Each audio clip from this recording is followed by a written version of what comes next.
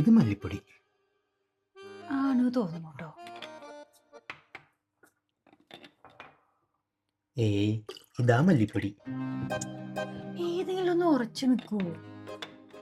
നാട്ടിൽ നിന്ന് വരുമ്പോൾ അമ്മോട് പ്രത്യേകം പറഞ്ഞതാ ഓരോ ഡപ്പയിലും പേരെഴുതി വെക്കാൻ.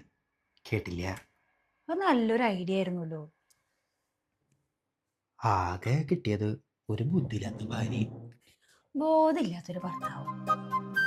നമ്മളിവിടെ കിടന്ന് തർക്കിച്ചിട്ട് ഒരു കാര്യമില്ല. കുറച്ച് കഴിഞ്ഞാൽ എൻ്റെ ഫ്രണ്ടും അവൻ്റെ വൈഫും കൂടെ എത്തും ഉണ്ണാനേ.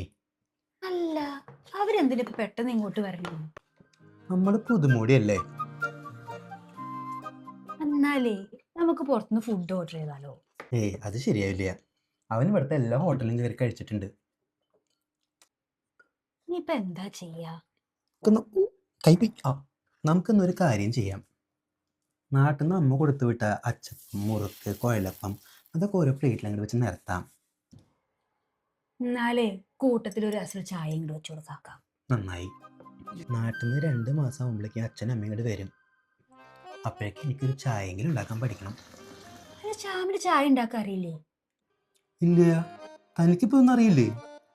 എനിക്കറിയില്ല. ഞാൻ വിചാരിച്ചു ഷ്യാം ഇതൊക്കെ പഠിച്ചിട്ടുണ്ടാവുന്നു. നല്ല കഥ. താൻ ചായ ഉണ്ടാക്കാൻ കൊടുക്കാന്ന് പറഞ്ഞപ്പോൾ ഞാൻ വിചാരിച്ചു തനിക്കറിയുമെന്ന്. ഷോ, ഇത് വലിയ കഷ്ടായല്ലോ. ഇനിയിപ്പോ നമ്മൾ എന്താ ചെയ്യാ? ഒരു ഐഡിയ ഉണ്ട്. അവരോട് വരണ്ടെന്നാ പറയാം.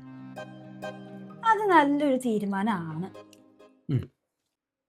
പക്ഷെ എന്താ കാരണം പറയാ? തൻ്റെ മേമ മരിച്ചു. അല്ല, അതിനെനിക്ക് മേമില്ല കേട്ടോ.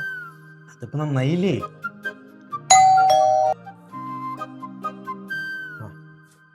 എൻ്റെ കൂട്ടുകാരനാ.